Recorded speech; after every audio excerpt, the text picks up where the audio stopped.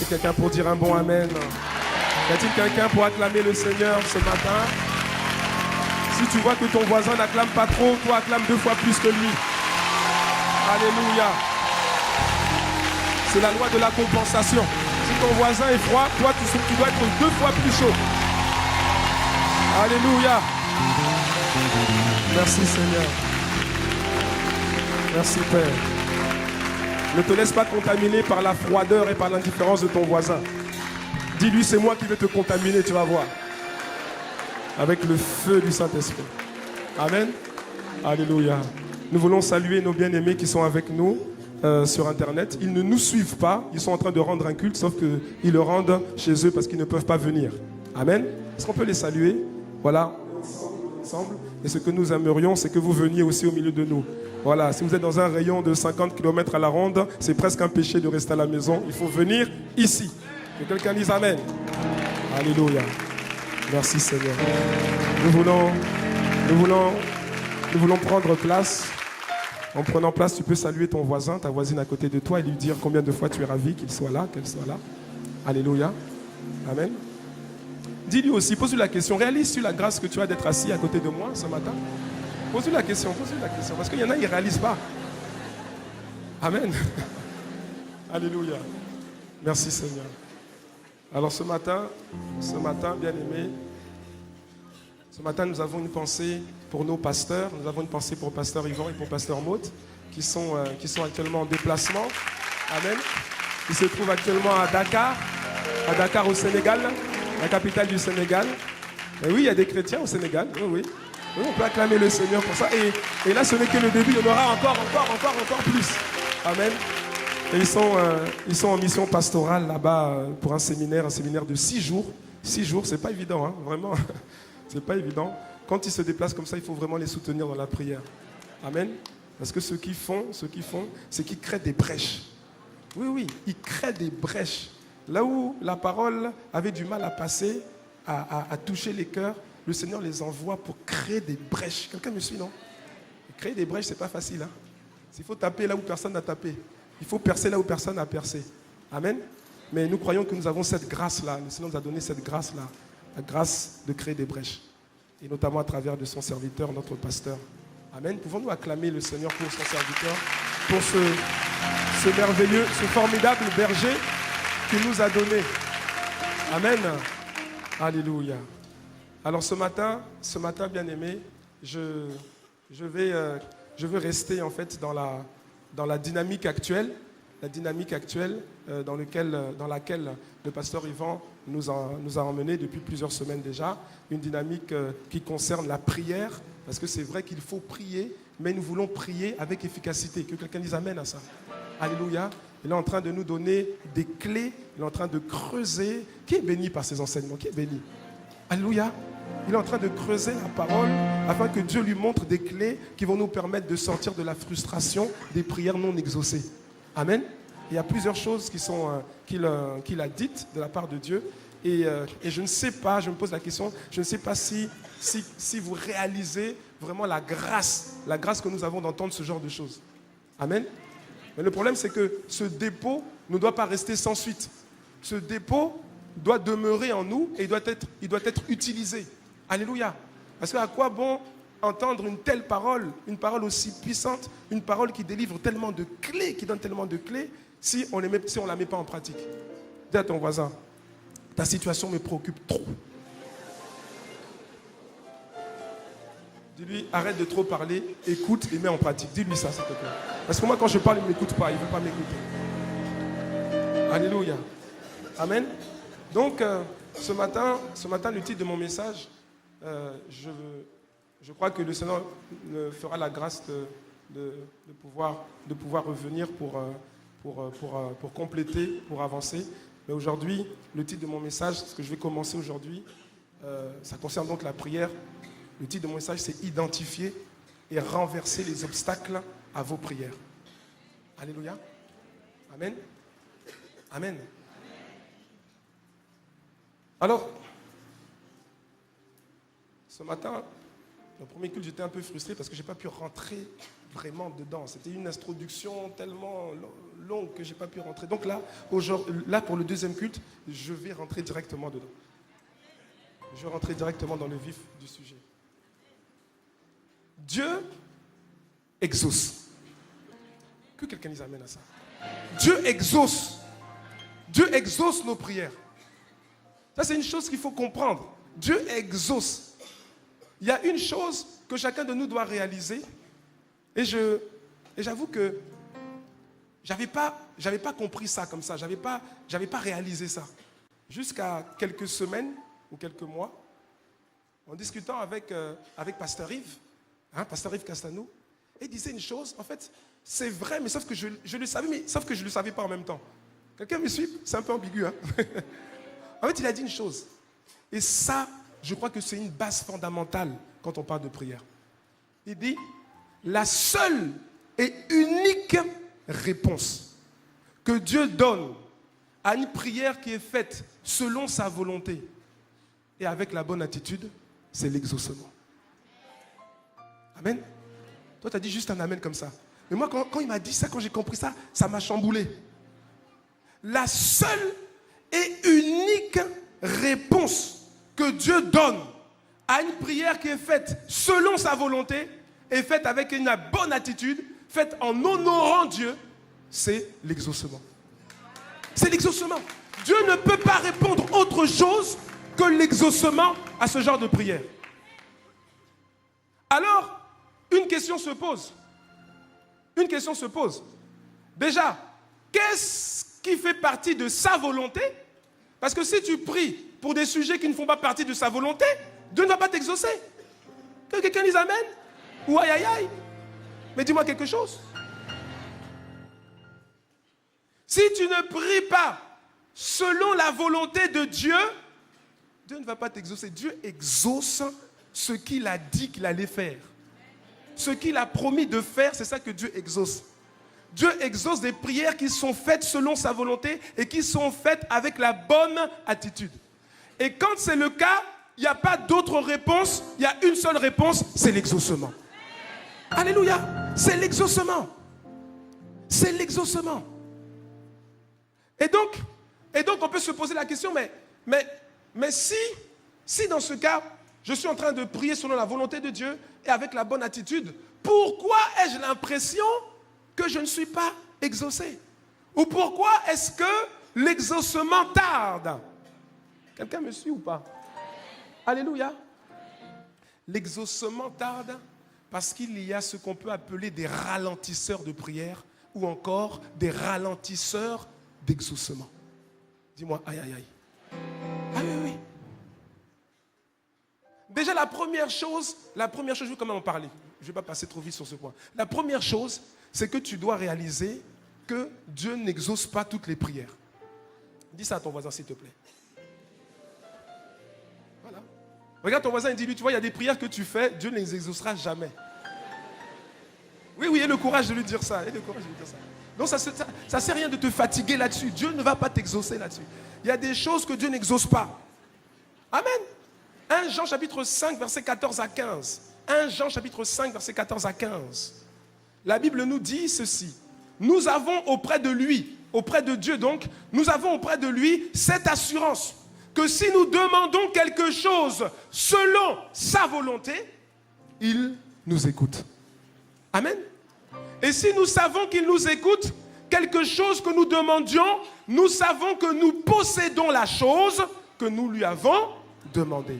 Pourquoi nous la possédons? Parce que nous avons demandé quelque chose selon sa volonté. Alléluia. Et la Bible nous donne aussi une information ici. C'est que Dieu n'écoute pas toutes les prières. Dieu n'écoute pas toutes les prières. Avant, je pensais que Dieu écoutait toutes les prières. Mais en fait, non, Dieu n'écoute pas toutes les prières. Dieu entend toutes les prières. Ça, c'est vrai. Parce que Dieu est omniscient. Amen. Il est omniscient. Il entend toutes les prières, mais il n'écoute pas toutes les prières. Il y a des prières que Dieu n'écoute pas. Il y a une différence entre entendre et écouter. Quelqu'un me suit ou je... Alléluia. Tu peux être dans un environnement avec beaucoup de bruit et tu entends du son, tu entends des sons. Mais parmi tous ces sons que tu entends, tu vas écouter juste un son. Tu vois la différence, n'est-ce pas? On entend beaucoup de choses, mais on écoute, on prête attention à certaines choses qu'on veut écouter parmi tout ce qu'on entend. Est-ce que ça va? J'ai bien parlé ou pas? Alléluia. Amen. Mais ce qu'il faut retenir, c'est que lorsque nous prions selon sa volonté, Dieu exauce. Mais si nous prions en dehors de sa volonté, Dieu n'exauce pas. Et si ta prière malgré tout est exaucée, ce n'est pas Dieu qui l'a exaucée. Alléluia. Ah oui, oui. Donc dis à ton voisin, arrête. Arrête de prier pour certains sujets. Dis-lui ça s'il te plaît. Arrête de prier pour certains sujets. Arrête. Dis-lui, tu nous fatigues. Par exemple, un sujet que Dieu n'exauce pas. Arrête de prier pour ton divorce. Non, il y a des chrétiens qui prient pour leur divorce. Oui, oui. Ils prient pour leur divorce.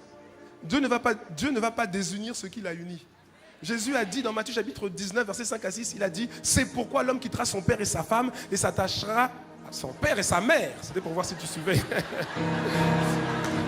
C'est pourquoi l'homme quittera son père et sa mère et s'attachera à sa femme.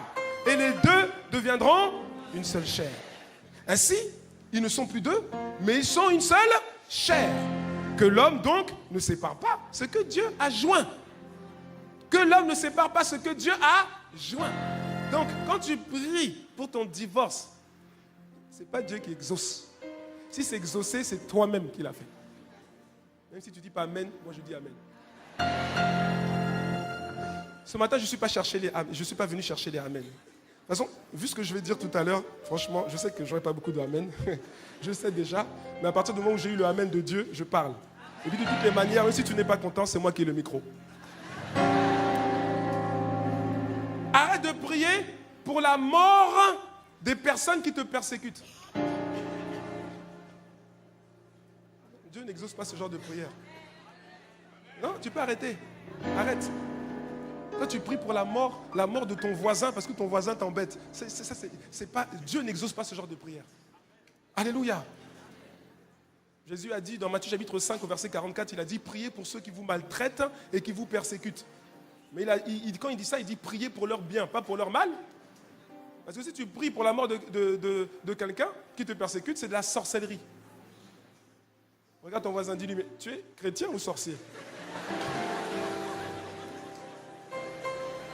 Autre chose, arrête de prier pour que Dieu te bénisse financièrement alors que tu ne sèmes pas. Ça, c'est le genre de prière que Dieu n'exauce pas. Dieu n'exauce pas ça. Il n'exauce pas ça. De toute façon, tu t'en es rendu compte. Il n'exauce pas ça. Il y a des gens, tu pries, tu jeûnes, tu fais des programmes de prière et de jeûne pour que Dieu te bénisse financièrement alors que tu ne sèmes pas. Ça ne marche pas. Parce que la Bible dit dans Galates chapitre 6, verset 7, ne vous y trompez pas. Ça veut dire que beaucoup se trompent. Ne vous y trompez pas, on ne se moque pas de Dieu. Ce qu'un homme aura semé, il le moissonnera aussi. Ça veut dire aussi que ce qu'un homme n'aura pas semé, il ne pourra pas le moissonner. Alléluia. Arrête de prier pour renverser les lois divines que Dieu a déjà lui-même placées.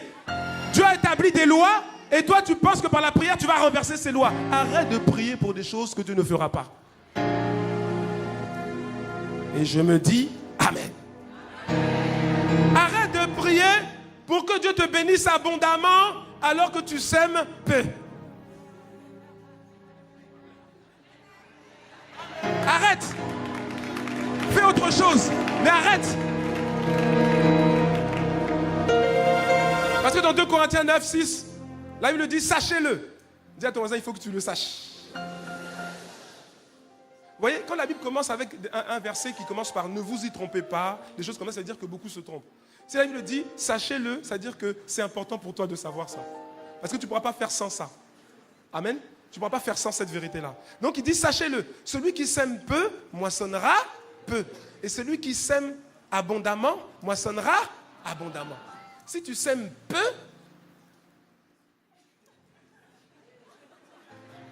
ce n'est pas la peine de faire un programme de 40 jours de jeûne et de prière pour que Dieu te bénisse abondamment. Il ne le fera pas. Alléluia. Autre chose. arrête aussi de prier pour... Mais attends, là par contre, il faut que j'explique. Il ne faut pas déformer mes propos par rapport à ce que je veux dire là tout de suite. Non, je dis, il ne faut pas déformer mes propos. Amen. Il faut bien écouter ce que je dis. Il ne faut pas déformer mes propos. Arrête de prier pour que toi-même ou quelqu'un que tu aimes vive éternellement dans le corps de chair qu'il ou qu'elle a.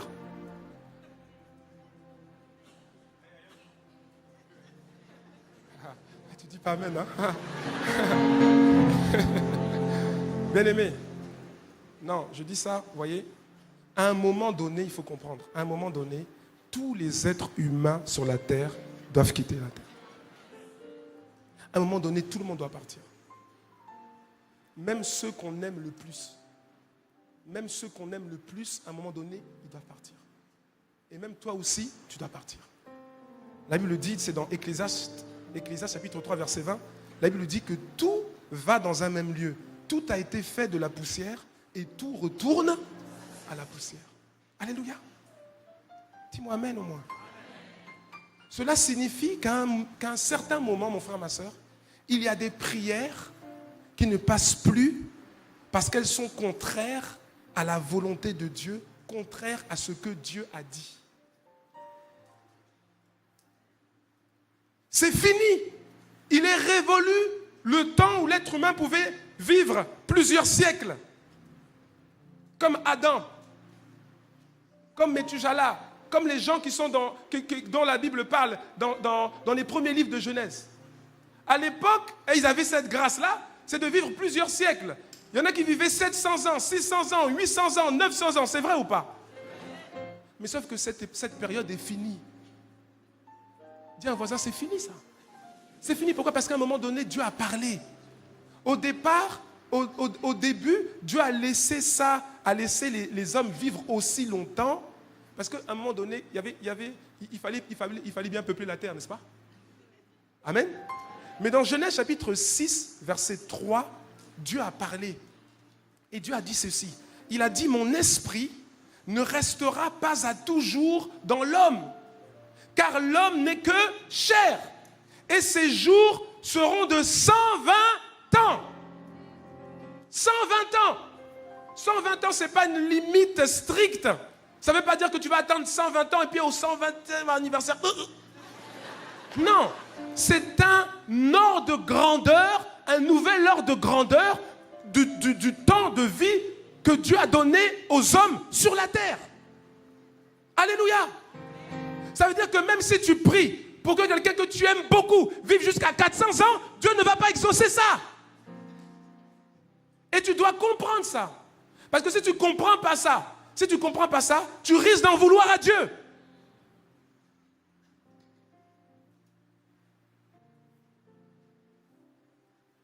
Si une maladie, si une oppression, si un esprit de mort attaque une personne pour lui ôter la vie de manière prématurée, parce que c'est pas normal, c'est-à-dire que la personne est trop jeune pour partir. C'est pas normal. Quand tu vois ça, oui, tu peux te lever en prière et combattre l'esprit de mort. Dis-moi amen. Parce que tu discernes que c'est pas normal. Amen.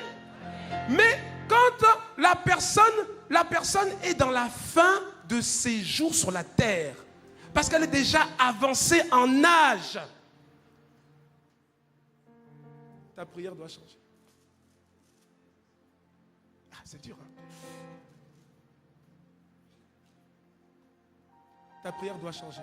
Surtout si c'est une personne qui n'est pas encore née de nouveau. Si c'est une personne qui n'est pas encore née de nouveau, sache une chose. À un moment donné, elle va partir. Elle ne va pas vivre jusqu'à 900 ans. Elle va partir. Alors ta prière, ça doit être quoi? Ça doit être de prier pour que Dieu fasse grâce, pour toucher son cœur et pour qu'elle donne sa vie au Seigneur avant de partir. Pas juste de prier pour qu'elle vive sans être sauvée. Parce que la Bible dit qu'après la mort vient le jugement. C'est fini après. Quelqu'un me suit ou bien je parle de manière un peu trop... Pourquoi je dis ça? Parce que souvent on voit des frères et des sœurs qui sont emportés par leurs émotions. Un être cher un être cher, soit tombe malade, ou soit tu es rentré à l'hôpital, ou il y a un problème, enfin, et c'est dangereux, enfin, le pronostic vital est engagé. Et on déclenche, on demande aux frères et sœurs de prier, de nous soutenir, de prier au niveau des groupes de maison, au niveau de l'église, au niveau, voilà, on demande de prier, de faire une chaîne de prière, etc. Et puis si la personne part, quand même, parfois il y en a qui en veulent à Dieu. Quelqu'un me suit ou pas? Tout le monde doit partir. Prier pour que quelqu'un vive 200 ans, 300 ans, Dieu n'exauce pas ce genre de prière. En revanche, il y a une prière que Dieu exauce. Il dit, crois au Seigneur Jésus-Christ et tu seras sauvé, toi et toute ta famille. Alors quand tu discernes que c'est le temps, tu dois adapter et prier la bonne prière, mon frère, ma soeur. Et si la personne est sauvée, si la personne elle a déjà reçu Jésus-Christ comme Seigneur et Sauveur, alors, gloire à Dieu, parce que la personne ira au ciel. Amen. Mais si cette personne on se retrouve dans ce cas de figure, tu discernes que c'est le moment, c'est la fin de la vie terrestre sur la terre, la personne doit partir. Si elle est née de nouveau et que ses affaires ne sont pas encore réglées sur la terre, alors il faut prier pour que Dieu lui accorde la grâce de vivre suffisamment longtemps pour gérer toutes ses affaires, pour régler toutes ses affaires. Si tu me suis, dis-moi amen. C'est exactement, regardez, ce que Abraham a fait dans Genèse chapitre 25. Je vais prendre ce passage, Genèse 25, versets 5 à 6. Abraham a discerné lui-même que ses jours sur la terre allaient vers leur fin. Amen. Amen. J'ai dit que je ne cherchais pas les amen, donc ça va. Abraham donna tous ses biens à Isaac.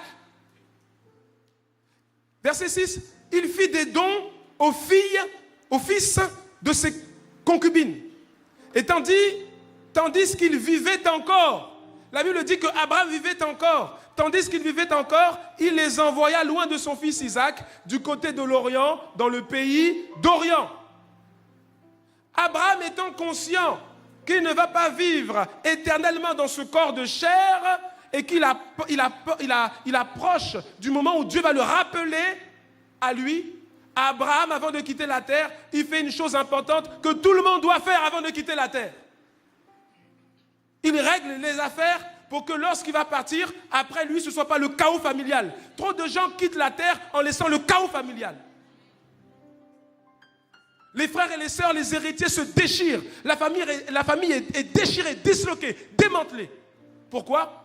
Parce que les choses n'avaient pas été préparées au préalable. La Bible dit Abraham, et c'est un exemple que chacun de nous doit suivre. Abraham donna tous ses biens à Isaac, il fit des dons aux fils de ses concubines, et tandis qu'il vivait encore, il les envoya loin de son fils Isaac. Parce qu'il savait que s'il partait en laissant la situation comme ça, il allait y avoir des conflits familiaux terribles. Est-ce que ça va?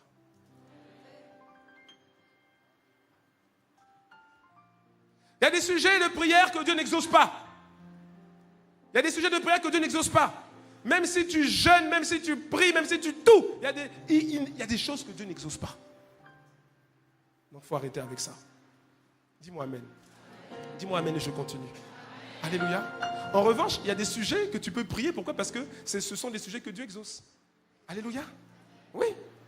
Par exemple, tu peux prier pour ton mariage.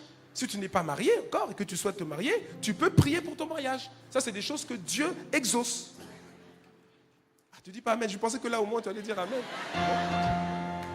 Parce que la Bible dit, dans Proverbe 18, verset 22, la Bible dit, celui qui trouve une femme, trouve le bonheur. C'est une grâce qu'il obtient de l'Éternel. Qui lui fait cette grâce? C'est Dieu. Donc Dieu donne. Alléluia. Tu peux prier pour ça. Il y a des sujets pour lesquels tu peux prier, mais il y a des sujets, arrête de te fatiguer, parce que Dieu ne va jamais les exaucer. Bon, c'était une partie un peu dure, il fallait dire, je l'ai dit. Amen. Dis avec moi, Dieu exauce. Dieu exauce. Alléluia. Il exauce. Dieu exauce. Et souvent, Dieu exauce très vite.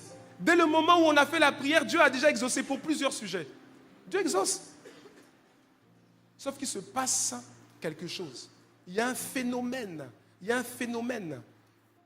J'appelle ça les ralentisseurs ou les blocages à l'exaucement de nos prières.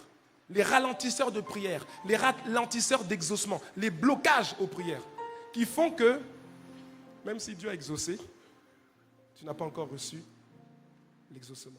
Alors que Dieu a libéré l'exaucement. Que quelqu'un dise aïe aïe aïe. Et on le voit, notamment un cas évident dans le livre de Daniel. On va le lire, je sais que le pasteur Yvon en a parlé. On va le lire. Daniel chapitre 10, verset 12 à 14. Daniel a prié. Daniel a prié et jeûné. Il a demandé quelque chose à Dieu. Et le Seigneur lui a répondu. Le Seigneur lui a répondu. Et il lui a répondu comment? Il lui a répondu à travers un ange. Et donc le passage là, le contexte du verset 12, c'est l'ange qui a été envoyé par Dieu, qui vient maintenant apporter la réponse de Dieu à Daniel. Est-ce que ça va? Est-ce que ça va? Donc verset 12, l'ange me dit, il me dit, c'est l'ange, Daniel, ne crains rien. Ne crains rien. Et vous remarquerez, entre parenthèses, vous remarquerez que à chaque fois dans la Bible que vous voyez quelqu'un qui rencontre un ange, la personne a peur. Vous avez vu ça ou pas? Vous avez remarqué ça? À chaque fois que vous voyez quelqu'un qui rencontre un ange, la personne a peur. La personne a peur. Si l'ange dit ne crains rien, c'est parce que Daniel craignait, il a vu l'ange, il a une crainte. Oui ou non? Oui ou non? Voilà. Non, je dis ça parce qu'il ne faut pas imaginer les anges comme le monde, comme le diable veut nous faire croire qu'ils sont. Satan veut nous faire croire que les anges, oui non, c'est des petits blondinets avec des petites ailes là, hein, qui se baladent comme ça là. Satan veut te faire croire que les anges sont comme ça. Ils ne sont pas comme ça. Je dis, ils ne sont pas comme ça.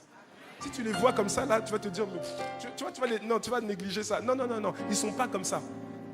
C'est pour ça que quand j'entends quelqu'un qui dit à une maman ou un papa à une maman qui vient d'accoucher, et il y a un petit bébé, on dit, ah, il est comme un ange. Hey, mon ami, s'il était comme un ange, je n'allais même pas le porter. Alléluia. Non, il ne faut pas jouer avec les anges, ce n'est pas des petits... Tu as vu ça dans la Bible? Tu as vu qu'ils sont comme ça? Arrêtez. Daniel ne craint rien. Dès le premier jour, l'ange est en train de lui dire, dès le premier jour où tu as eu à cœur de comprendre et de t'humilier devant ton Dieu, tes paroles ont été entendues et c'est à cause de tes paroles que je viens. Je suis venu apporter la réponse à ta prière. Verset 13. Il lui explique en fait ce qui s'est passé. Verset 13. Le chef du royaume de Perse m'a résisté 21 jours. La réponse de Dieu a été faite, elle a été donnée. Dieu a exaucé la prière de Daniel. Dieu n'a pas bloqué la prière. Dieu a exaucé. Dieu a répondu favorablement à la prière. Il a libéré la réponse. Sauf que la réponse a été bloquée pendant 21 jours. Pour Daniel, c'est 21 jours. Pour toi, c'est peut-être 21 mois. Ou 21 années. Ça ne veut pas dire que Dieu n'a pas répondu. Dieu a répondu, mais il y a un blocage. Que quelqu'un dise un blocage. Alléluia. Parce que Dieu répond toujours d'une unique manière à toute prière qui est faite selon sa volonté et avec un bon cœur. La réponse est l'exaucement. Alors pourquoi est-ce qu'on ne reçoit pas toujours? Pourquoi est-ce qu'on est frustré de ne pas recevoir l'exaucement de prière qu'on fait depuis longtemps? Il y a probablement un blocage. Et ce n'est pas Dieu qu'il faut remettre en question parce que Dieu a fait sa part. La particularité des blocages, c'est que ce n'est pas Dieu qui les débloque.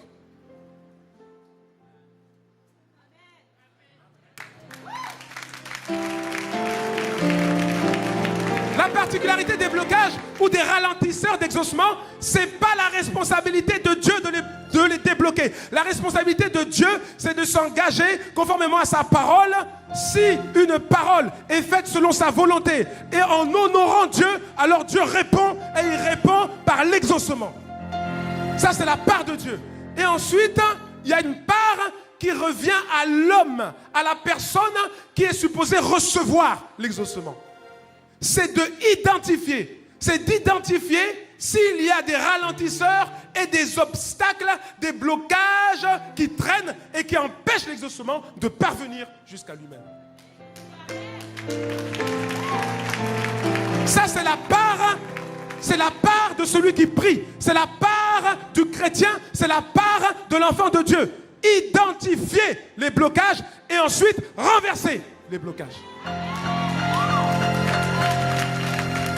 Alléluia. Et ce qui a permis à Daniel d'être exaucé, en fait, ce qui a permis à Daniel d'être exaucé, c'est parce que Daniel a continué à prier. C'est une des clés. Et cette clé, je ne vais pas rester longtemps dessus parce que le pasteur Yvon en a tellement bien parlé, il est resté longtemps dessus. La clé de la persévérance. C'est-à-dire qu'il y a un blocage qu'on appelle le manque de persévérance. Et pour beaucoup, c'est ça le problème. Ce n'est pas que Dieu n'a pas exaucé, c'est qu'il y a un blocage spirituel et tu n'as pas persévéré. Daniel a persévéré, il a continué à prier. Et regardez ce qui s'est passé. Le chef du royaume de Perse m'a résisté 21 jours. Ça, c'est l'ange qui parle. Quand il parle du chef du royaume de Perse, c'est une entité satanique. C'est une entité satanique. L'ange a quitté le 3e ciel, il a quitté le quartier général du royaume des cieux. Dieu l'a envoyé et l'ange a été bloqué au 2e ciel par une entité satanique qui lui a résisté pendant 21 jours. Mais Daniel, ne voyant pas la réponse de sa prière tout de suite, a quand même continué à prier. Il a continué à jeûner. Et à cause de ça, Dieu a envoyé un autre ange. La Bible dit, mais voici. Dis avec moi, mais voici. Moi, j'aime le mot mais parce que le mot mais, il annule ce qui était avant. Le chef du royaume de Perse m'a résisté 21 jours, mais voici. Michaël.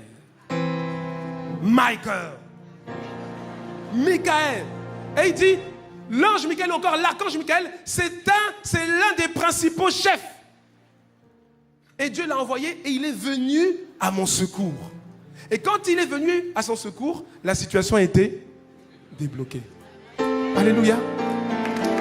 Oh.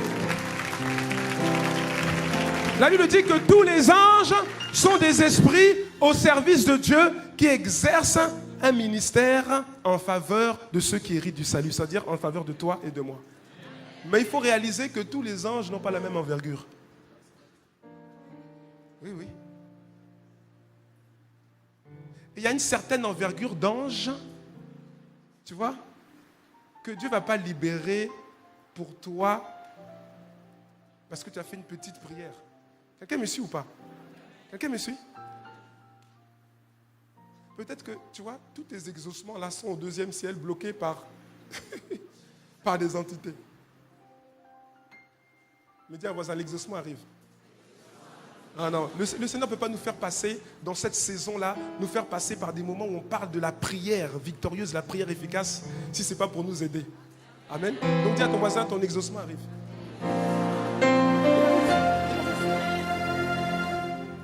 La Bible ne dit pas s'il y a eu un combat. Il y a eu une lutte entre l'entité satanique, le chef de Perse, et puis le premier ange. Il y a eu une lutte parce qu'il résistait, l'autre il résistait, il l'empêchait de passer. Mais la Bible ne dit pas s'il y a eu un combat entre Michaël et cette entité-là. Parce que vous savez, il y a des gens, ils ont une telle envergure que quand ils arrivent, toi-même tu laisses. C'est pas vrai. Alléluia. Amen. Et il dit, et je suis demeuré là auprès des rois de Perse. Ça, c'est quand il était bloqué pendant 21 jours. Et verset 14, il dit, je viens maintenant. Je viens maintenant, c'est-à-dire 21 jours après. Je viens maintenant pour te faire connaître ce qui doit arriver à ton peuple dans la suite des temps, car la vision concerne encore ces temps-là. Donc, il a prié, la Bible nous dit que Daniel a prié et que le premier jour, Dieu a exaucé. Alléluia. Dieu a exaucé et donc il a envoyé l'exaucement, sauf que l'exaucement a été bloqué. 21 jours.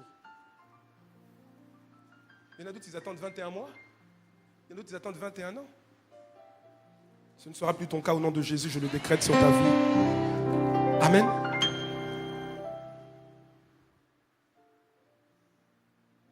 Actuellement à Bruxelles, nous sommes justement en train de parler de ça.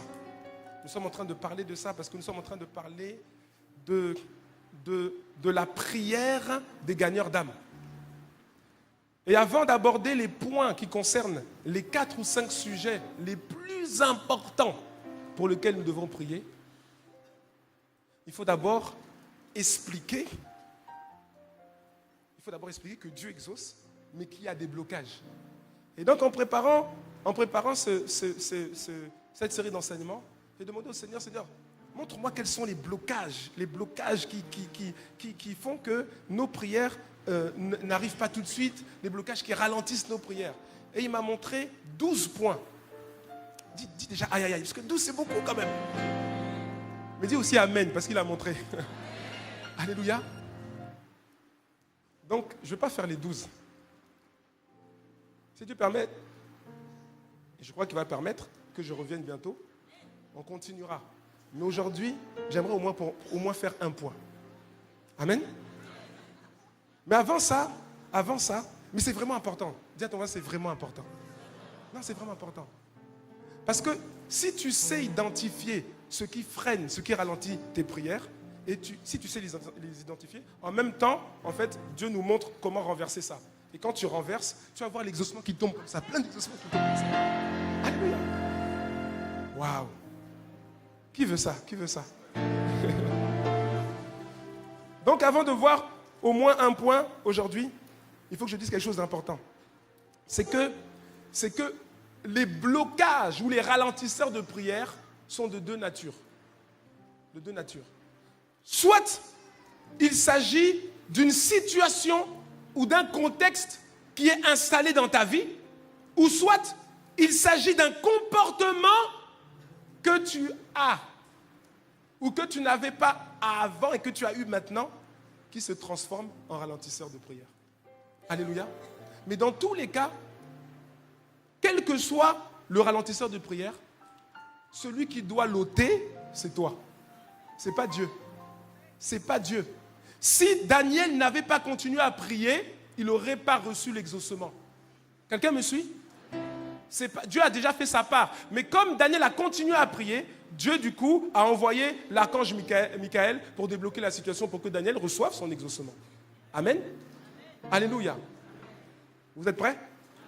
C'est bon? Je peux y aller? Bon, je pose déjà la question avant. Bon, vous m'aimez bien ou pas? Bon, il faut que ça reste comme ça, d'accord? Même quand j'aurai fini. Alléluia. Premier blocage, premier ralentisseur de prière.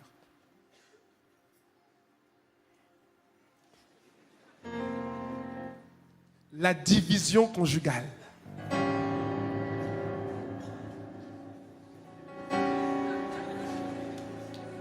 La division au sein du couple. La division familiale. Les tensions dans le couple.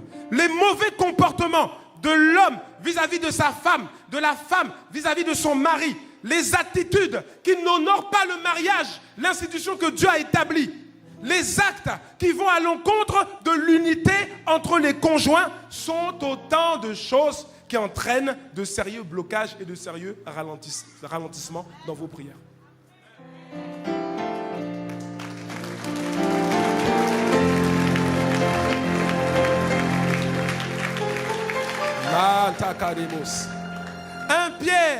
Un Pierre chapitre 3 verset 7. 1 Pierre chapitre 3 verset 7. Marie, là on parle donc aux époux. Marie, on parle aux hommes. Marié, là on parle. Quand on dit mari, c'est pas quelqu'un qui vit avec toi. Quand on dit mari, c'est un mari. Amen. Non, c'est un mari. Un mari. Parce que Parfois, tu discutes avec des gens, tu discutes avec des sœurs. On dit, oui, mon mari, c'est mon mari. Moi, je pose toujours une question. Quand on dit mon mari, je pose juste une question. Vous êtes marié quel jour? Et où? Et là, souvent, c'est...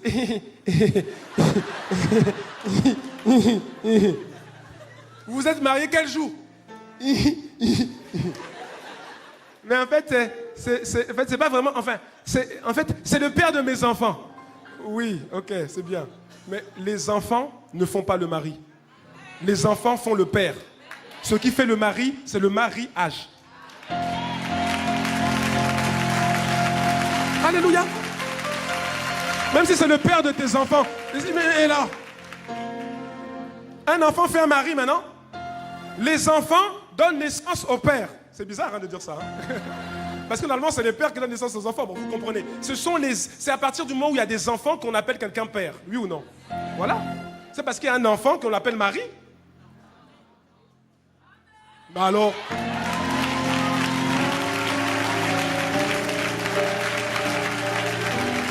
On l'appelle mari parce qu'il y a le mariage. C'est le mariage qui engendre le mari. Avant ça, c'est un péché.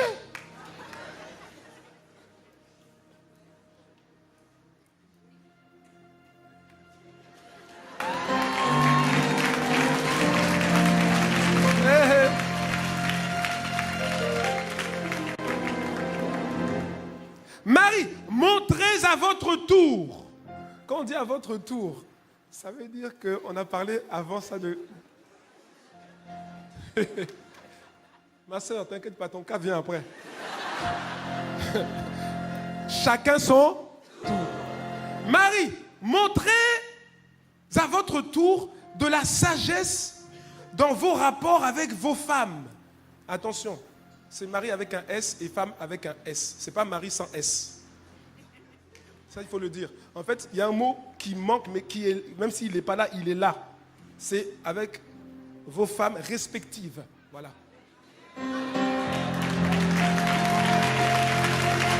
Respectives. Parce qu'il y a toujours des gens là... vous savez, il y a des chrétiens déséquilibrés. Le pasteur a dit, vos femmes, vos femmes. Comme Abraham, comme David, comme... Non. Oh. C'est quoi ça? Marie, montrez à votre tour de la sagesse dans vos rapports avec vos femmes, comme avec un sexe plus faible. Honorez-les.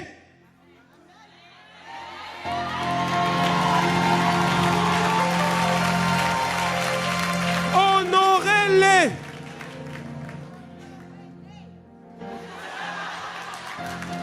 Honorez-les comme devant aussi hériter avec vous de la grâce de la vie. Il n'y a pas que toi. Honorez-les comme devant aussi hériter avec vous de la grâce de la vie. Qu'il en soit ainsi afin que rien ne vienne faire obstacle à vos prières. Ça veut dire qu'il y a des comportements conjugaux qui font obstacle à vos prières. Tu peux prier sur un sujet qui est selon la volonté de Dieu. Il est selon la volonté de Dieu. Mais il y a un obstacle. Il y a un obstacle que toi-même tu as créé. Et cet obstacle, il vient de quoi? De ton comportement, de ton attitude vis-à-vis de ta femme.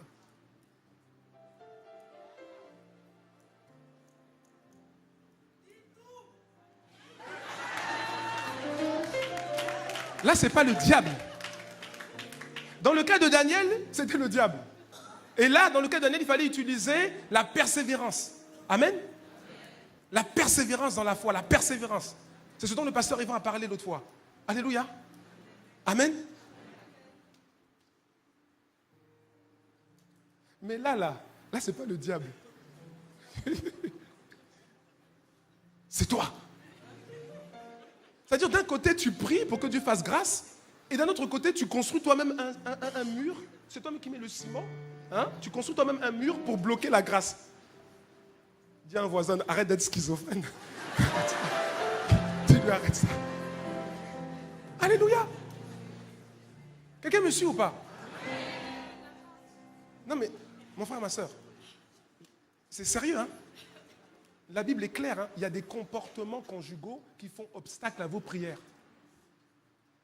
Donc, même si tu pries, tu jeûnes, il y a un obstacle. Il y a un obstacle. Donc, tu n'es pas exaucé. Il y a un obstacle. Parfois, c'est même pas que tu n'es pas exaucé. C'est que même la prière, elle ne peut même pas monter. Mais dans tous les cas, c'est un ralentisseur, c'est un blocage. Dis-moi amen seulement. Alléluia.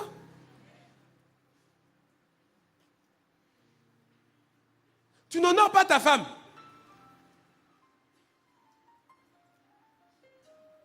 La Bible dit, honorer, c'est dans Proverbes chapitre 3, verset 9. Honorer, honore l'Éternel, honore, c'est le même mot, hein, honore. Honore l'Éternel avec tous tes biens et avec les prémices de ton revenu. Pas juste honore l'Éternel avec le respect. Honore ta femme. Honore ta femme. Dans le honore là, c'est avec aussi des biens, des présents, des cadeaux. Valorise-la.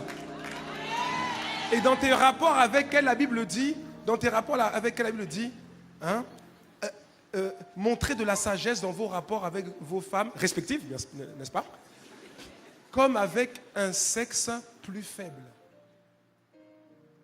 Tu ne peux pas te comporter avec ton épouse comme tu te comportais dans ta garçonnière, ça se dit, non? Avec tes frères quand tu étais à la maison à l'époque. Et que tu te comportes avec ta femme comme avec tes bros, tes frères. Hey, c'est pas comme ça. Change d'attitude.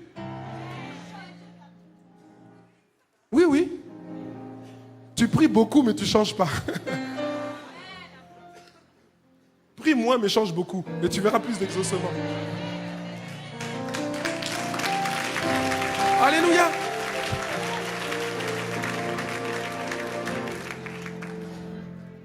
Il y a des comportements. Tu traites ta femme comme... La Bible dit que la femme est la couronne de l'homme. Dans quel état est ta couronne?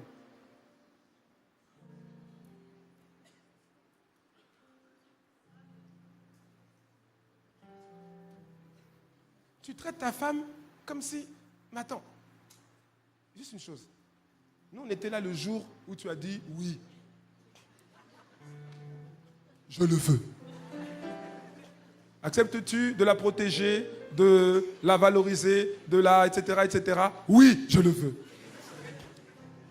Non, on était là.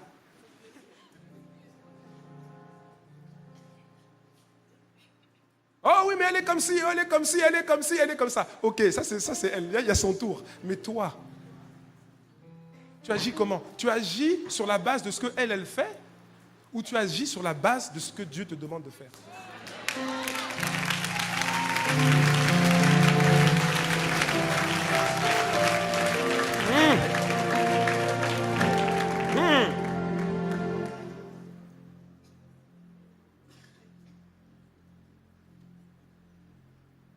Si tu continues comme ça, je parle à quelqu'un, je sais que je parle à quelqu'un. Si tu es sur Internet, c'est pas la peine de couper.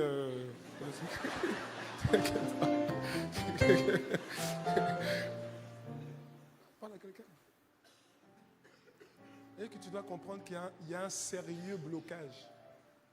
Change. Le problème, c'est que souvent, l'homme, la femme aussi, hein, mais l'homme, c'est-à-dire qu'il veut agir en fonction de ce que la femme a fait. Oui, mais je ne peux pas faire ça parce que si je fais ça, elle va penser que... Mais on s'en fiche. Si je fais ça, elle va penser que je suis faible. Mais on s'en fiche. Si tu fais ça, Dieu va voir que tu fais la bonne chose.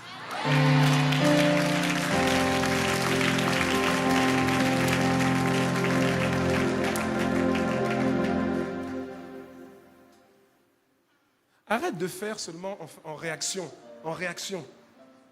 Agis selon la parole. Agis selon la parole.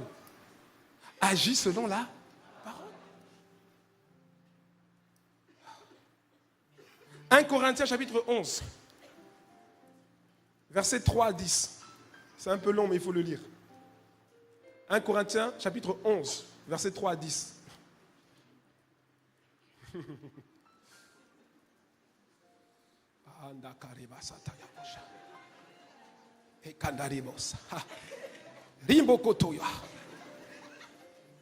Je veux cependant que vous sachiez.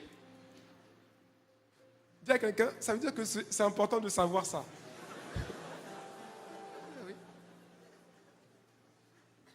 Attention, hein, dans ce passage-là, l'apôtre Paul est en train de parler de relations de couple. Hein. Oui, après, il parle de Christ et l'épouse aussi, mais c'est la relation de couple. Amen. Donc, je veux cependant que vous sachiez que Christ est le chef de tout homme, que l'homme est le chef de la femme, et que Dieu est le chef de Christ. Je récapitule le schéma. Dieu, le Père, est le chef de Christ. Christ est le chef de l'homme. L'homme est le chef de la femme.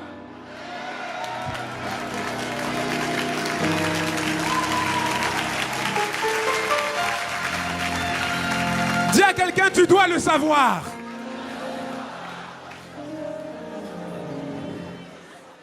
C'est l'ordre divin dans le mariage.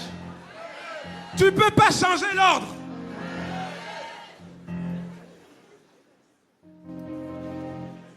Je gagne plus que lui, et alors? J'ai plus de diplômes que lui, et alors?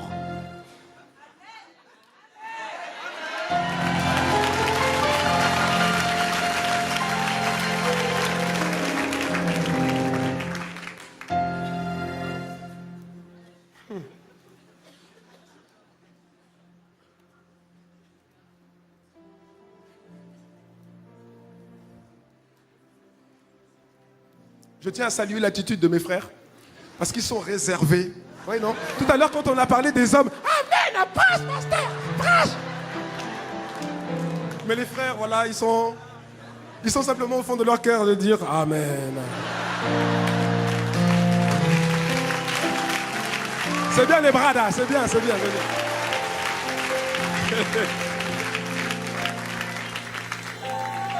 Verset 4. Tout homme qui prie ou qui prophétise, la tête couverte, déshonore son chef. Qui est son chef? Toute femme, au contraire, qui prie ou qui prophétise, la tête non voilée, déshonore son chef. Qui est son chef? C'est comme si elle était rasée. Car si une femme n'est pas voilée, qu'elle se coupe aussi les cheveux. Or, s'il est honteux pour une femme d'avoir des cheveux coupés ou d'être rasée, qu'elle se voile. Bon, je tiens à rassurer déjà quelqu'un, t'inquiète pas. Je ne suis pas en train de dire que tu dois aller prendre un... Qu'on appelle ça? Hein? Un foulard là. Hein? Je ne suis pas en train de parler de ça. Hein? La Bible ne parle pas de ça. Hein? Amen. Je ne suis pas en train de dire que tu dois te balader avec un truc pour cacher tes cheveux. Non, non, non, pour cacher tes cheveux. C'est pas ça. Ça n'a rien à voir avec ça. Et d'ailleurs, plus loin, l'apôtre Paul explique que la femme a déjà un voile naturel que Dieu lui a donné à travers ses cheveux. Ce sont ses cheveux. Amen. Donc ça ne peut même pas être le foulard. Je sais qu'il y a des endroits où on dit qu'il faut porter de foulard. Moi, je crois que ce sont des vendeurs de foulards qui disent qu'il faut porter des foulards.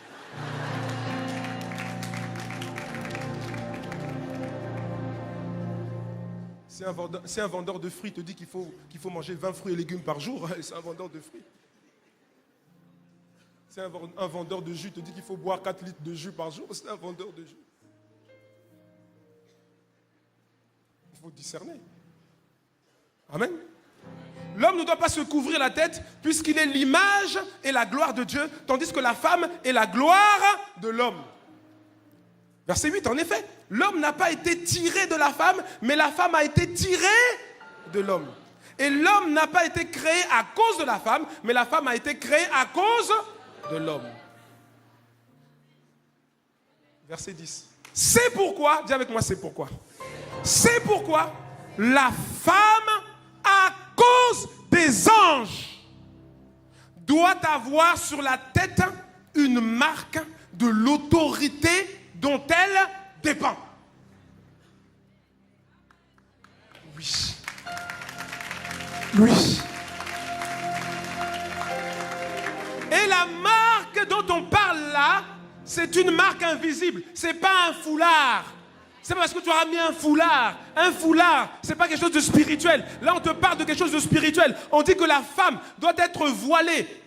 Elle doit être voilée à cause des anges. Elle doit avoir sur sa tête la marque de l'autorité dont elle dépend. Or, si elle s'est mariée, l'autorité dont elle dépend, c'est son mari. Ça veut dire quoi? Ça veut dire que si elle déshonore son mari, si au lieu d'être une aide semblable, c'est devenu une combattante, une contre-attaquante, une contrecarreuse, une querelleuse, une accusatrice, une insulteuse. Je ne sais pas si ça se dit, mais tu comprends.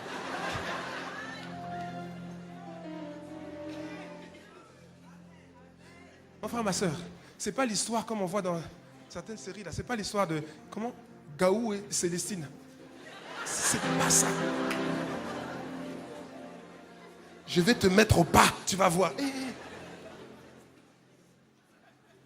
Quelqu'un, une femme qui déshonore, qui manque de respect à son mari, qui minimise son mari, qui dévalorise son mari devant les gens, devant sa famille, devant ses collègues, qui parle mal à son mari, qui le rabaisse, vaut rien, misérable. Ma mère avait raison, elle avait bien discerné. Ma soeur, si c'est toi, même si tu fais les 21 jours de prière, même si tu fais 40 jours de prière, à sec, mi-sec, tout sec, ou tout ce que tu veux. Tu viens, tu es là, tu fais le premier culte, deuxième culte, troisième culte. Tu restes même au cas où il y a un quatrième culte. Si tu fais tout ça là, tu pries, tu intercèdes, tu es là, alléluia, alléluia. Et tu rentres à la maison et tu déshonores le chef. Tes prières sont bloquées. La Bible dit à cause des anges. Quelqu'un me suit? À cause des anges. Et il y a deux types d'anges. Il y a ceux qui travaillent avec Dieu et il y a ceux qui travaillent avec le diable.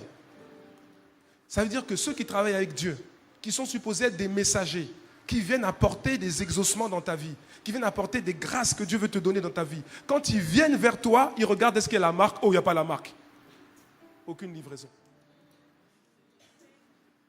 Et maintenant, ceux qui travaillent avec le diable, ils viennent maintenant t'attaquer. Ils regardent s'il y a une marque. Oh, il n'y a pas de marque. Point facile. Ils t'attaquent. C'est spirituel. Le premier blocage, c'est la division conjugale. C'est quand l'homme et la femme ne jouent pas le rôle qu'ils devraient jouer dans le mariage. Et il y a beaucoup de mariages comme ça. Même si tu ne dis pas amen, t'inquiète. Je sais. Je sais. Je sais.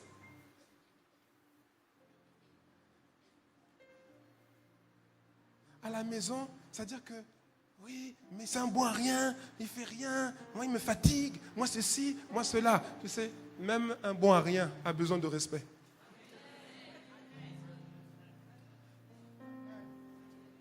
Quand il rentre, tu rentres, et puis tu le vois. Toi, tu travailles, lui, il est là. Hein? Tu rentres le mercredi soir, le mardi soir, le mercredi soir. Alors, le seul truc qu'il voulait acheter, c'était un grand écran. Et puis son abonnement. À Be In Sport, pour être dans le sport, au cœur du sport. Maintenant, quand tu rentres, tu le vois là, il est là seulement, il regarde le match. Le Real, c'est le Real. On avait fallait tirer. Ah, pourquoi il n'a pas tiré? Oh, il remarque même pas que tu es rentré. Oh. Et toi, quand tu vois ça, ça te frustre, ça te fatigue, ça te frustre. Et puis tu dis, bon à rien. Misérable. À un moment donné, il ne t'écoute même plus. Change ton attitude. C'est-à-dire que toi, tu fais pas en fonction de ce que lui fait. Fais en fonction de ce que Dieu te demande de faire. C'est-à-dire que quand tu viens, tu le vois là, il est en train de sauter sur le canapé. Il fait rien d'autre que ça. Il saute, il a tiré. Et puis quand le match est fini, tu penses que tu as la peine. Non, parce qu'après, il y a la rediffusion des autres matchs. Les autres matchs, ça continue jusqu'à 3h, 4h du matin. Change d'attitude. Tu viens, tu t'approches de lui, tu t'assieds à côté. Bien, il est surpris. Tu lui présentes quelque chose, je sais pas moi, un petit plat ou un, je sais pas, popcorn, beignet. Tu sais, il y en a, c'est des beignets seulement qu'ils prennent. À loco, tout ce que tu veux. Tu présentes, il est surpris. Et puis tu lui dis, waouh, quel commentateur. Waouh, quelle maîtrise du football. C'est toi qui devrais commenter ces matchs. Parce que quand tu commentes, on vibre. Tu vois, là, mon ami, c'est le respect. Il va se sentir honoré malgré, tu vois, que lui-même, il est conscient que ça ne va pas. Tu vois, que voilà. Mais tu vois, il y a quelque chose. Mais surtout pour toi, les ralentisseurs et les blocages de prière, tu les renverses. Tu les renverses.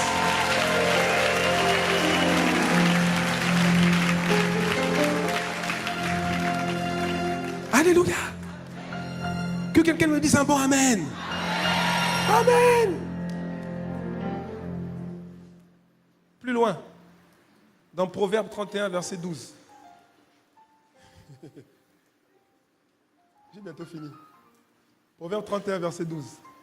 C'est un texte qui parle de la femme vertueuse, le portrait de la femme vertueuse. Proverbe 31. Amen. Amen. Ok, on va lire. Donc en parlant de la femme vertueuse et de son mari, parce que elle, c'est la femme vertueuse et lui, c'est son mari. D'accord? Donc, Proverbe 31, verset 12. Elle lui fait du mal. C'est ça? Des coups bas. Elle lui fait du bien. Juste quand lui, il est bien. Juste quand il a bien fait les choses. Juste quand il n'est pas au chômage, les périodes où il n'est pas au chômage. Juste quand il n'est pas fâché. Juste quand il lui a offert une bague ou des fleurs. Elle lui fait du bien tous les jours de sa vie.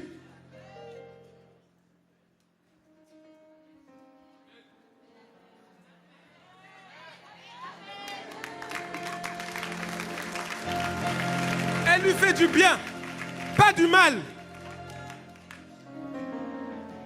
Elle lui fait du bien. Alléluia. C'est ce qui est marqué, n'est-ce pas? Il y a une précision. Elle lui fait du bien et non du mal. S'il y a une sœur, s'il y a une femme à côté de toi, dis-lui et non du mal. Répète encore, et non du mal. Et non du mal. Elle lui fait du bien et non du mal tous les jours de sa vie. Alléluia. Il y a des comportements. L'apôtre Paul dans 1 Corinthiens chapitre 7 au verset 5, l'apôtre Paul donc dans 1 Corinthiens 7, 5, il dit en parlant des relations intimes entre l'homme et la femme, il dit, ne vous privez point l'un de l'autre.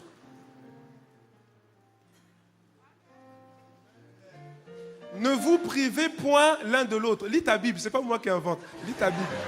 Ne vous privez point l'un de l'autre.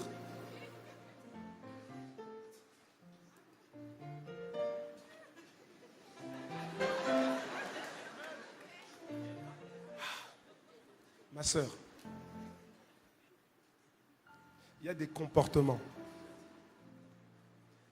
Je sais que ce n'est pas toutes les sœurs. Gloire à Dieu. Il y a des comportements avec ce sujet-là qui font clairement que tes prières sont bloquées et pas exaucées. l'attitude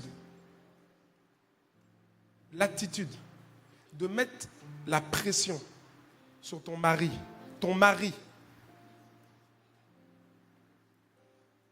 de mettre la pression. C'est-à-dire que tu ne te donnes pas tant que lui, il ne t'a pas donné quelque chose.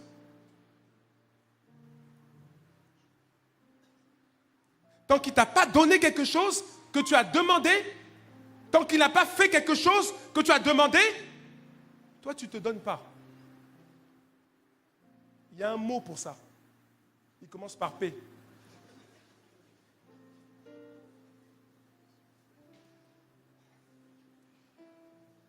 Si tu fonctionnes comme ça, ma sœur, tu es en train de déshonorer l'institution que Dieu a établie qu'on appelle le mariage. Une femme qui agit comme ça dans son foyer, c'est-à-dire que tant qu'il n'a pas fait ou fait ce qu'elle a demandé, ou lui donner ce qu'elle a demandé, mon ami, c'est-à-dire que c'est seulement le dos. Tourne le dos.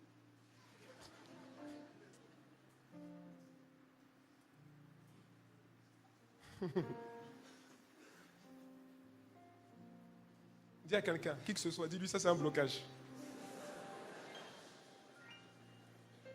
Ce qui est terrible, c'est que c'est-à-dire que il y a des femmes chrétiennes qui fonctionnent comme ça. Dans la salle là, je sais qu'il y en a. Là, tu me regardes avec des yeux rouges de feu, tout ça, là, ça me fait. T'inquiète pas. T'inquiète pas, ça ne fait rien du tout. Ça ne fait rien du tout. Non, je te le dis. Tu sais, c'est quoi? Et maintenant, quand il a donné, allez.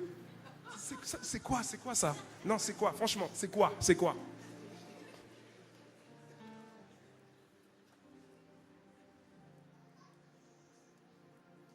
Tu veux le piloter comme ça? Attends, j'ai envie de dire, mais ça c'est de la méchanceté diabolique. Donc le frère il devient fou quoi.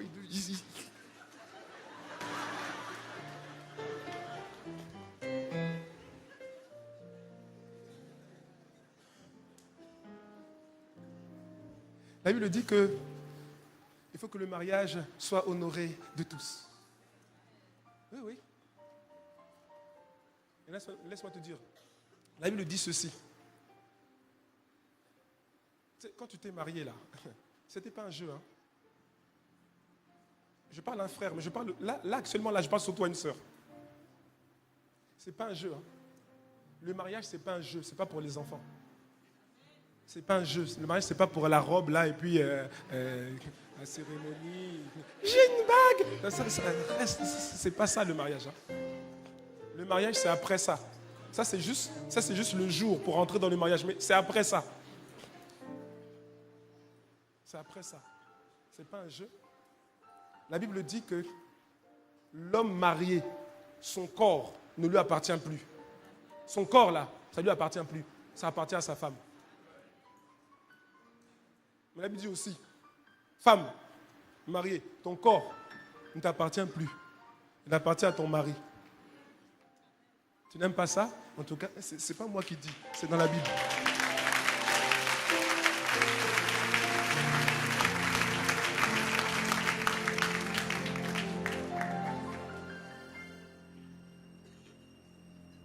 J'ai bientôt fini.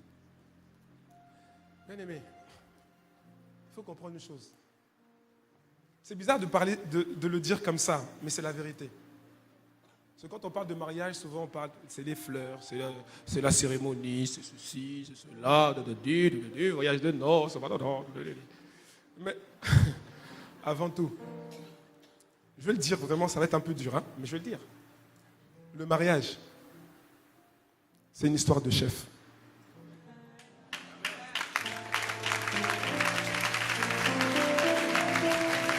Le mariage, c'est juste une histoire de chef. Dieu le Père est le chef de Christ. Christ est le chef de l'homme. L'homme est le chef de la femme. On parle du mariage. À partir du moment où tu t'es marié, tu as accepté que celui qui était ton chef direct, Christ, c'est Christ, hein? Dieu, chef de Christ, Christ, ton chef. À partir du moment où tu décides de te marier, tu décides d'accepter qu'il y a un chef qui vient s'intercaler. Et si tu n'acceptes pas ça, si tu ne réalises pas ça, tu vas pas avoir un bon mariage. Tu acceptes de te placer maintenant sous l'autorité d'un autre chef. Maintenant, que tu es sous cette autorité, que tu le veuilles ou pas, en fait, tu es sous cette autorité-là. Dieu voit ça comme ça. Dieu ne t'a pas obligé. C'est toi qui as dit oui. Tu as dit oui ou pas? Oui, je le veux. Oui, tu étais là? On était là plutôt. C'est la raison pour laquelle je dis à toutes les célibataires, je dis, sœurs, quand vous vous mariez, ne vous mariez pas juste parce que le frère mesure 1m90, parce qu'il est avocat, parce qu'il est ingénieur, parce qu'il est médecin, parce qu'il est chirurgien, parce qu'il est pilote de ligne, parce que c'est pas ça. C'est pas mauvais. C'est pas mauvais. Mais ce qu'il faut regarder, c'est est-ce que son chef, c'est Christ?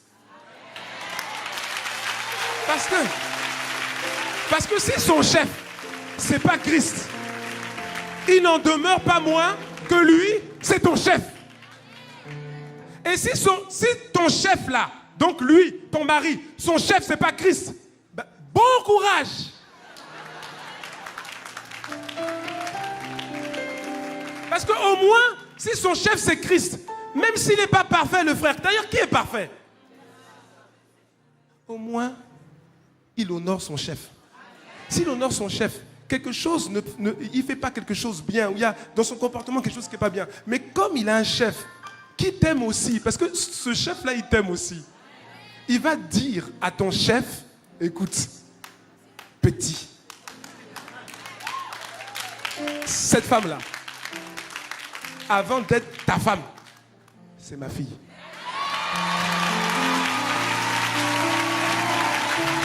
Alléluia. Et quand tu l'as vu là, tu as dit waouh, waouh, c'est le fruit de mon travail. Ne détruis pas ce que j'ai fait. Alors ça tu changes et ça tu changes. Et parce que son chef c'est Christ, même si ça ne se fait pas comme ça, il va changer. Alléluia. Et vos prières vont monter vers le trône de Dieu et recevoir un exaucement. Alléluia. Merci Seigneur. Merci Seigneur. Est-ce que ça va? C'est bon, j'ai pas été trop... Il y avait des turbulences, mais ça va? Non, là, on est sorti de la zone de turbulence. Ça va? C'est bon, non? Vous m'aimez toujours, hein? C'est bon, hein? Hein? Donc, comprenons qu'un des blocages, et c'est un blocage sérieux, ce sont les relations, la division conjugale. Elle peut venir par le comportement de l'homme, mais elle peut aussi venir par le comportement de la femme. Mais dans tous les cas, ça crée des blocages et des ralentissements par rapport à vos prières. Ce qui fait que vous n'avancez pas. Vous n'avancez pas. Vous n'avancez pas. Il y a des choses, ce qu'on a dit au départ, hein, j'ai fini. Ce qu'on a dit au départ, c'est quoi? C'est qu'il faut identifier. Dieu montre les choses, c'est clair. C'est clair ou pas? C'est pas clair? Dieu montre les choses. Maintenant, si tu vois qu'il y a ça dans ta vie, qu'est-ce que tu fais? Tu t'ajustes. Et quand tu t'ajustes, tu renverses maintenant le blocage. Et tout ce qui était bloqué, tous les exaucements, toutes les prières qui étaient bloquées par ce ralentisseur, eh bien, elles sont débloquées dans ta vie. Alléluia. Est-ce qu'on peut se tenir debout? Pouvons-nous nous tenir debout pour ceux qui le peuvent? Et nous allons acclamer le Seigneur. Tu vas juste acclamer. Tu vas juste acclamer. Juste acclamer.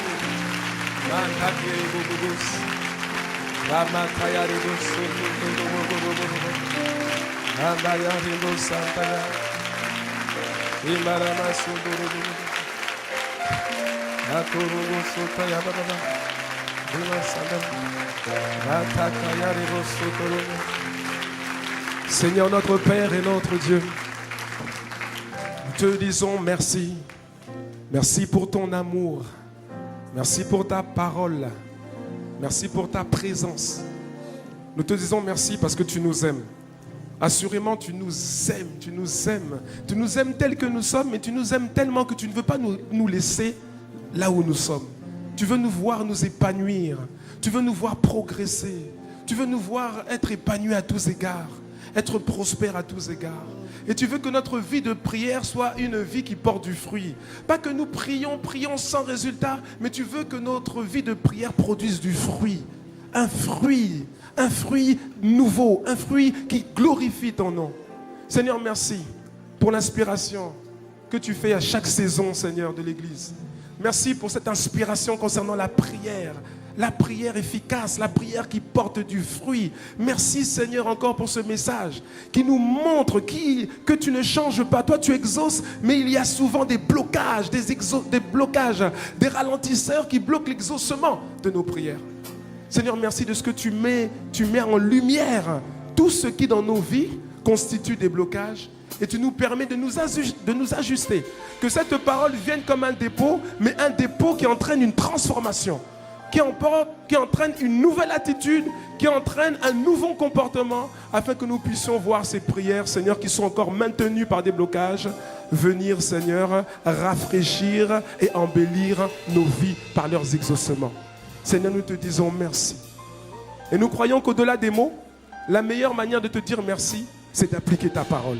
Alors accorde-nous la grâce, s'il te plaît, par ton esprit, de changer ce qui ne va pas, notamment par rapport à ce premier point, ce qui ne va pas dans nos relations conjugales. Que l'homme s'ajuste, que la femme s'ajuste, et que tous deux, ensemble, Seigneur, avancent dans le couloir de leur destinée. Père, merci encore. Nous te bénissons et nous te rendons toute la gloire dans le nom de Jésus. Amen.